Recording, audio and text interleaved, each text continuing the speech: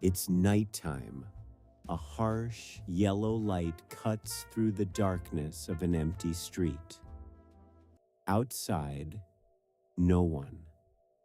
Inside, three people who don't look at each other. A couple who don't touch. A man with his back turned, faceless. And the bartender who seems to be waiting for someone who will never show up. This scene has a jazz soundtrack playing softly in the background. It smells like cold coffee and cigarettes. You've seen this framing before. You're sure of it. But it's not from a movie. It's a painting. And it was made in 1942. Its name is Nighthawks. The painter is Edward Hopper. And what if I told you that this canvas was filmed dozens of times by Hollywood and nobody ever paid royalties? Edward Hopper was born in 1882 in New York. He studied painting, traveled to Paris, returned to the United States, and spent his entire life trying to capture one very specific thing: the silence that exists between people. But what sets Hopper apart from any other realist painter is this: he didn't paint what he saw. He painted what he felt while looking, and what he felt, almost always, was tension, suspense. The sensation that something is about to happen or has just happened, and you arrived 1 second too late. Look at this painting, House by the Railroad, 1925. An isolated Victorian house cut in half by railroad tracks. Late afternoon light. No people, no movement. But you look at that second floor window and you swear someone is in there, watching you. This isn't a painting. This is a camera shot, a wide frame, a slightly low angle tilt, key light coming from the right. It's exactly what a film director would call an establishing shot. The frame that introduces a place and already tells you danger lives here. And here, Automat, 1927, a woman alone in a late-night diner, coat still on, a cup in her hand, the reflection of the lamps multiplying in the dark window behind her. The other chair, empty. Where is the person who was sitting there? Why hasn't she taken off her coat? Where is she looking? Hopper doesn't answer, and it's exactly that refusal to answer that makes him an absolute master of visual storytelling. Room in New York, 1932. A couple in a lit apartment seen from outside through the window. He reads the newspaper. She plays the piano, absently, with just one finger. They are in the same room. They are miles apart. Hopper framed this couple like a voyeur, like a camera spying on a life that never asked to be seen. And it's that discomfort, that I shouldn't be watching this, that cinema would steal without ceremony. Let's get to the crime scene. First exhibit, 1960. Alfred Hitchcock is filming Psycho. He needs a house that looks normal on the outside and deeply unsettling on the inside. A house that makes the audience feel fear before anything happens. Through architecture alone, through light alone, he goes straight to Hopper. The Bates family house is house by the railroad with legs. Same isolation, same threatening elevation, same light that warms nobody. Hitchcock never publicly confirmed it, but film historians confirmed it for him. The reference is so direct it borders on quotation. Second exhibit, Los Angeles, 2019. Blade Runner.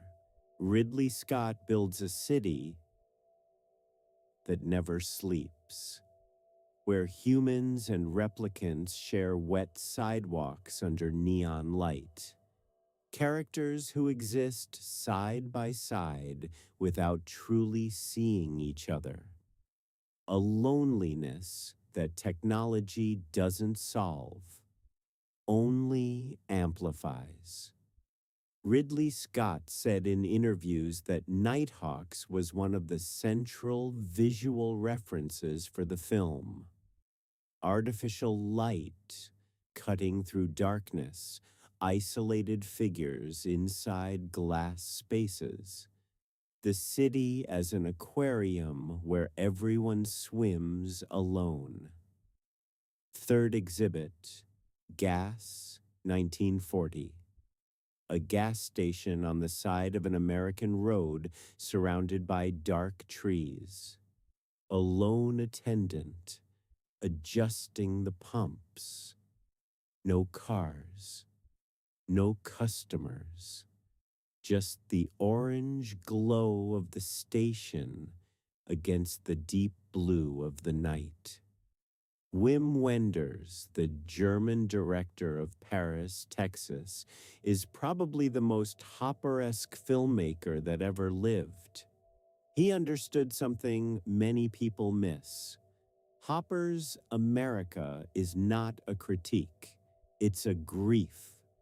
It's the sad beauty of places that exist between other places, where people stop but never stay.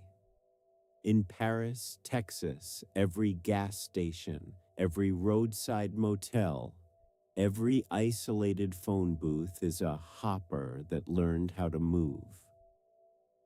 Fourth exhibit, Carol by Todd Haynes, 2015.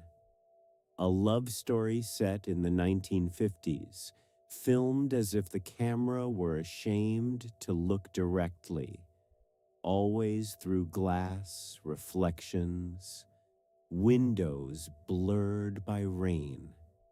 Haynes and his cinematographer Ed Lockman explicitly studied Hopper during production.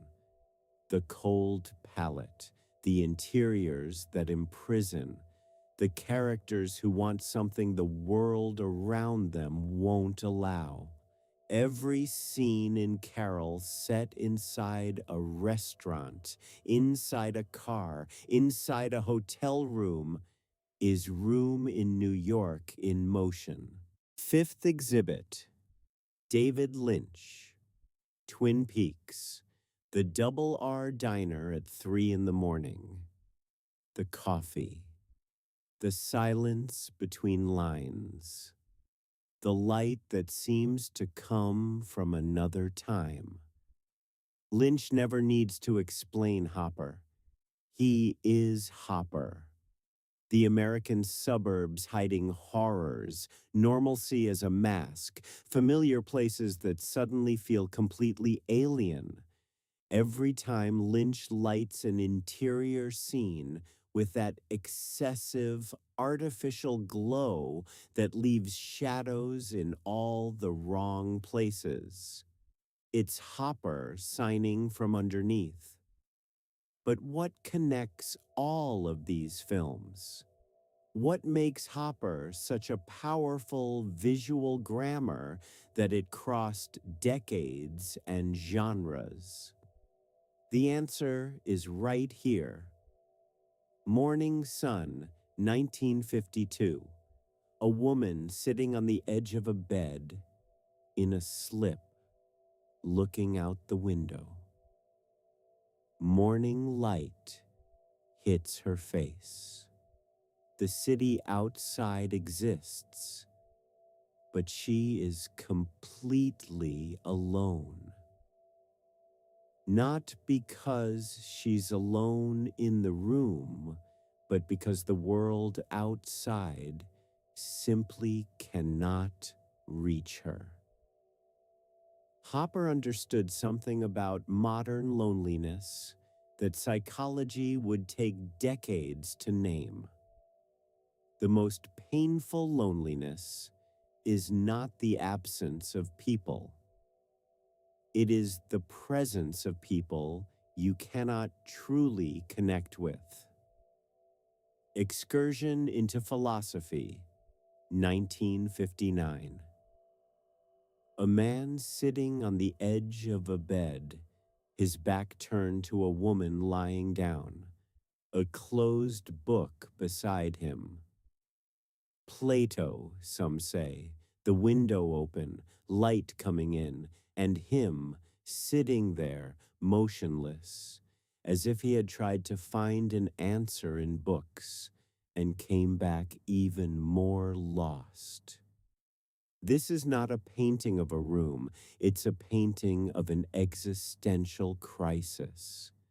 And it is exactly this kind of inner silence, this character who exists inside himself while the world keeps going outside, that modern cinema learned to film using Hopper as a manual. The empty frame before dialogue begins. The pause that lasts 1 second longer than comfortable. The character framed small inside a large space. What is left unsaid. All of it has an address. New York, 1942. Edward Hopper's studio. Hopper died in 1967. He never directed a film, never wrote a screenplay, never worked with a camera, studio lighting, or actors. But he invented a language, a way of looking at the world, at light, at space, at the distance between people, that cinema absorbed so completely. It now seems like it always belonged to cinema. When you see a nighttime scene in a roadside diner, when a character stays silent at the window for too long, when the camera looks into a lit room from the darkness outside, you are seeing Hopper. Even if the director never heard of him, even if the screenwriter swears the idea was entirely original, some visual languages sink so deep into culture that they lose their author. They simply exist, like the afternoon light in a window, like the silence between two people who once loved each other. Edward Hopper didn't film Hollywood. Hollywood just never left his studio.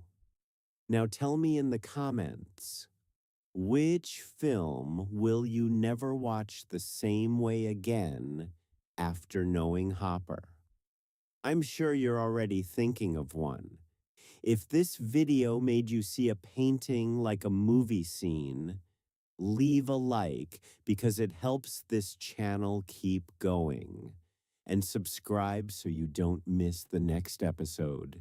See you then.